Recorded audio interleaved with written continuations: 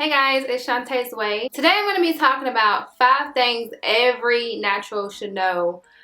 Even if you've been natural for a long time, even if you're just now going natural, I think that these are 5 things that you should at least know about or be doing. Some of these things I'm personally guilty of not doing on a consistent basis. So don't feel bad if you don't do all these things. It doesn't mean that your hair is gonna all fall out or anything like that. It just means that maybe you need to reevaluate, or maybe you can look into it and see if that even fits into your routine. Everyone's hair is different, but there are some things that natural hair needs to thrive.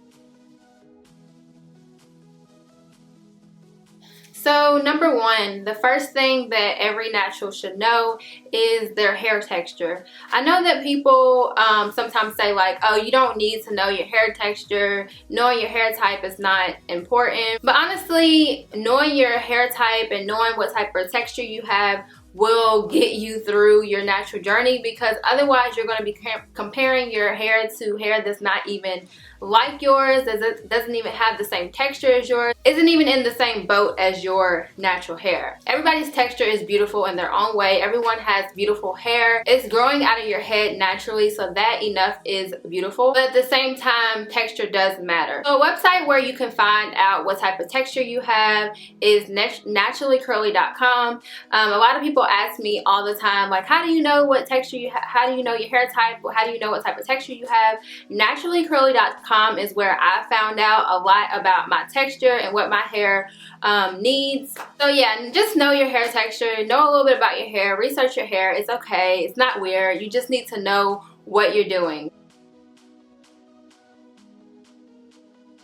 Number 2, and this is something that I had to realize, you are going to have shrinkage. I remember when I first went natural, when I got rid of like majority of my heat damage and everything, my hair was starting to draw up tremendously. Like, I was like, why won't my hair just stay the length that it is when I wash it or when it's wet? Like, this is not how short my hair is. But honestly, I started to realize that when your hair does that, it just means that it's really healthy. Natural hair is always going to do that, like even if you try to avoid it. Not everyone's hair gets shrinkage the same. Some people hair only does it a tad bit, others do it so much that it's ridiculous. Like my daughter's hair is almost to her bottom, but when she does a wash and go, it's literally like right here, which is mind-blowing to me. So she has a lot more shrinkage than I do, and we have completely different hair types. There are some ways that you can like stretch your hair and make it look longer. Like you can do braid outs, and braid outs is actually a really good one. Twist outs you can do. You can also stretch your hair, like do the banding method, which I do that a lot on my hair when I want it to be stretched. Or you can do like a heatless blowout. There's ways to stretch your hair. For me, with the wash and go, I just let it kind of like draw up. Oh, you guys didn't tell me my. With my hair for a wash and go, I just kind of let it draw up. I don't care if it looks short, but there are some people who like band their wash and go and like do things to make the wash and go look longer. Number 3 is moisture. Moisture is the number 1 thing to me. A lot of people do not, put a heavy note on moisture, but I do. I think moisture is so important. And honestly, what grows in this world without water that is, natural? Not many things. You absolutely need moisture and water to keep your hair thriving. My favorite method for moisture is, of course, the lock method. But I do it a different way. So the initial way to do the lock method is to do a leave-in, a oil, and a cream. Or some people may say, oh no, Shawntay, you're saying it wrong. It's actually a liquid, a oil, and a cream.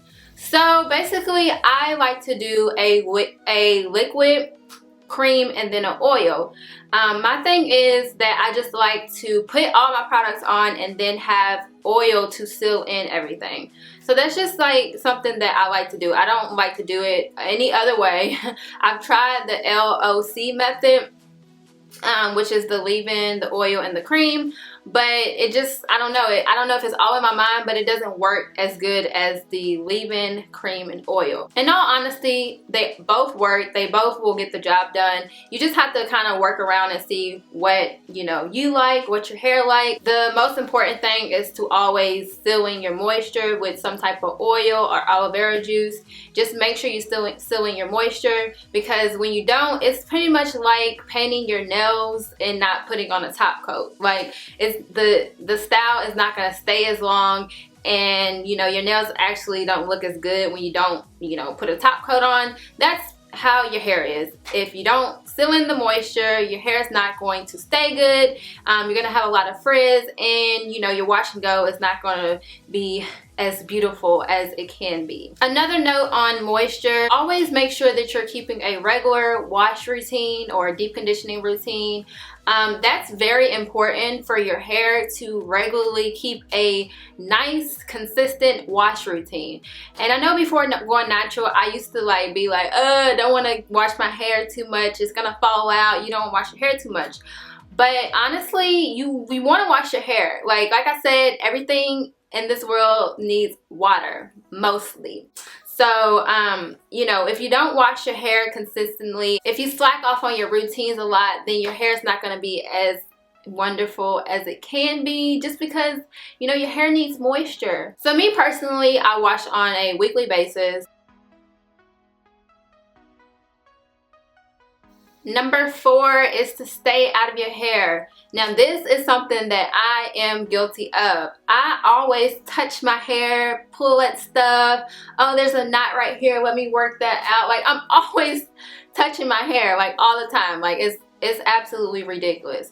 But honestly, you don't want to keep touching your hair, because you're putting tension on it, pulling at it, and things of that nature. You don't want to always be combing and brushing your hair. With curly hair, it's better to just let it be. A lot of you who have been natural for a long time know that brushing your curls is like an absolutely no-no. As far as doing like a bunch of styles and a lot of tension on your hair, pulling your hair, twisting your hair, braiding your hair, protective styles are okay, but sometimes you have to let your hair breathe. The last thing that every single natural should be doing, no matter what hair type you have, no matter how long or short your hair is, you should always be deep conditioning. I cannot stress enough. I briefly talked about deep conditioning underneath one of my other tips, but I just wanted to isolate it and let you guys know. Deep conditioning is so important. Whether you want to make your own deep conditioner, whether you want to find a like a brand that makes a really good deep conditioner, just make sure that you're doing it. I'm actually going to make like a whole video on deep conditioning, because I think that it deserves its own video. Deep conditioner puts the moisture back into your hair. If there's one thing that you do not want to take out of your routine, it's deep conditioning. I know sometimes for me, there's some things that I'll just take out of my routine and not do because I'm lazy. Deep conditioning is never one of them. Every single time I wash my hair, I deep condition. So it's just really important, and it really goes back to having moisture in your hair. That's what your hair needs to grow. So, okay guys, those are the 5 things that I feel that every natural should be doing. I feel like with natural hair, you can always learn more. You can always know more. Even with me being a natural hair vlogger, I still feel like there's more to learn, such as life. So my thing is to just always reevaluate and make sure that you're tracking your process of your hair, so you can know what you should be doing and what you should not be doing, or what you can improve on. Okay guys, that's all I have for you today. I hope you enjoyed this video, and I'll see you in my next one. Bye.